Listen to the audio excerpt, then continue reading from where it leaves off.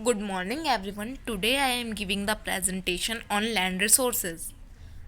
Land resources होता क्या है? वो रिसोर्सेज जो हमें लैंड से मिलते हैं वो लैंड रिसोर्सेज होते हैं। जैसे एग्रीकल्चर लैंड, जिसके अंदर नेचुरल फर्टिलाइजर्स पाए जाते हैं और वो बोए हुए बीज को ग्रो करने में भी हेल्प करते हैं। और जो अंडरग्राउंड वाटर होता है और मिनरल्स होता है जैसे coal, bauxite, gold, silver and other materials, वो हमें लैंड से ही प्राप्त होते हैं। सॉइल क्या होता है? सॉइल बहुत ही कॉम्प्लेक्स मिक्सचर होता है minerals, water, air, organic material and countless organisms का, जो एक लिविंग थिंग को जीवित रहने में हमारी हेल्प करता है। सॉइल जो होती है वो लैंड के सरफेस पे होती है और सॉइल अर्थ की एक स्किन होती है। सॉइल की वजह से ही पौधों को ग्रो करने में और जीने में हेल्प मिलती है और सॉइल ही धरती पे जीवन को संभव बनाती है।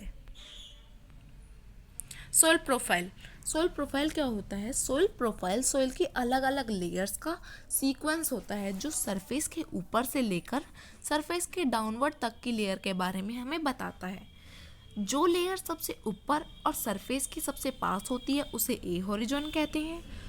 जो लेयर सबसॉइल की तरह काम करती है, जहाँ पर बारिश का पानी रुकता है और प्लांट को ग्रो करने में हेल्प मिलती है, उसे हम बी हॉरिजॉन कहते हैं। और जिस लेयर के अंदर वेदर को शामिल किया जाता है उसे हम सी हॉरिजॉन कहते हैं।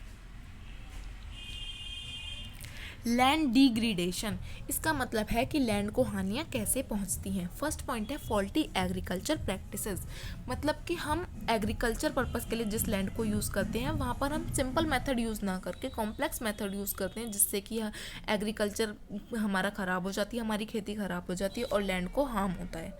सेकेंड पॉइंट है मोनोकल्चर, हम अपनी क्रॉप को बढ़ाने के लिए कुछ केमिकल्स का यूज़ करते हैं जिससे हमारी खेती जो कृषि होती है वो जल्दी से बढ़ जाती है। तो उनमें से एक मोनोकल्चर होता है, लेकिन इसकी वजह से जो हमारी क्रॉप होती है वो जड़ से ही ख़राब हो जाती है।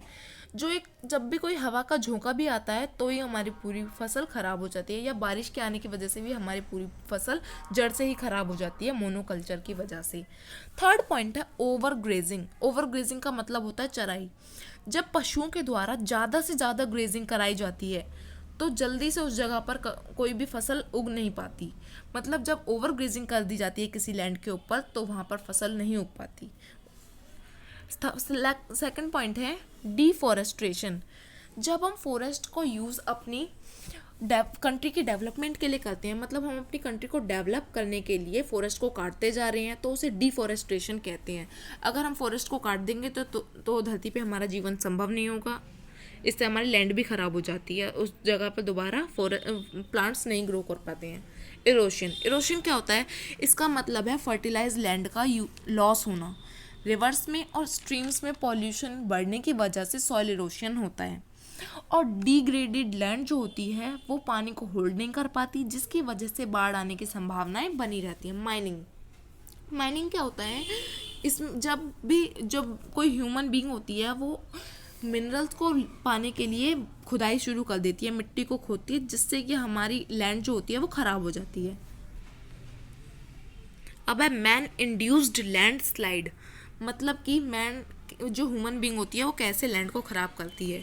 सबसे फर्स्ट पॉइंट है डिफॉरेस्ट्रेशन। इसका मतलब अभी बताया था कि फॉरेस्ट को काट देते हैं अपने पर्सनल यूज़ के लिए, मतलब बिल्डिंग्स बनाने के लिए, फैक्ट्री बनाने के लिए हम फॉरेस्ट को काट देते हैं, जिससे कि लैंड को बहुत हार्म होता है। माइनिंग, मतलब ह्यूमन बीइंग जो होती है वो कई प्रकार के मिनरल्स पाने के लिए खुदाई शुरू कर देती है और जिससे हमारी लैंड ख़राब हो जाती है, वो खेती के लायक भी नहीं रहती खुदाई करने से। Express way and railway tracks, इसका मतलब क्या है? वहाँ पे फॉरेस्ट को हटा के, प्लांट वगैरह को हटा के एक्सप्रेस वे मतलब रास्ता बना दिया जाता है, रेलवे ट्रैक्स बना दिए जाते हैं, जिससे हमारी लैंड ख़राब हो जाती है। टूरिज्म, इसका मतलब क्या है कि जो टूरिस्ट लोग आते हैं हमारे कंट्री में, तो उनके लिए हम क्या करते हैं, पहाड़ों को काट देते हैं, उन पे रास्ते बना दिए जाते हैं, जिससे भी हमारी लैंड ख़राब होती है और हमारे एनवायरनमेंट को हार्म पहुंचता है। कंट्रोल, हम कैसे अपनी लैंड को बचा सकते हैं, कैसे कंट्रोल कर सकते हैं। सबसे फर्स्ट पॉइंट है एफॉरेस्ट्रेशन। इसका मतलब है कि हमें डिफॉरेस्ट्रेशन को रोकना होगा, मतलब कि प्लांट जो ज़्यादा से ज़्यादा काटे जा रहे हैं उनको रोकना होगा, उन पर रोक लगाई जानी चाहिए। सेकंड पॉइंट है वाटर मैनेजमेंट, कि हमें ज़्यादा से ज़्यादा वाटर नहीं फैलाना है, क्योंकि अगर हम सिंचाई में ज़्यादा वाटर यूज़ कर देंगे तो भी हमारी क्रॉप ख़राब हो जाएगी, हमारी फसल ख़राब हो जाएगी।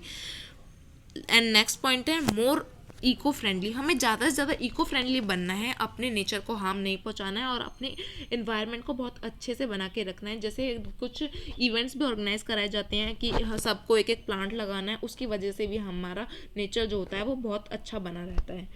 एंड लास्ट पॉइंट है स्ट्रिक्ट मॉनिटरिंग ऑफ माइनिंग, मतलब जो माइनिंग होती है, खुदाई होती है, उस पर स्ट्रिक्ट से स्ट्रिक्ट रिस्ट्रिक्शन लगानी चाहिए कि माइनिंग करना बिल्कुल मना है, जिससे हमारी लैंड ख़राब नहीं होगी और हमारा इन्वायरमेंट बहुत अच्छा बना रहेगा। Thank you. Have a good day.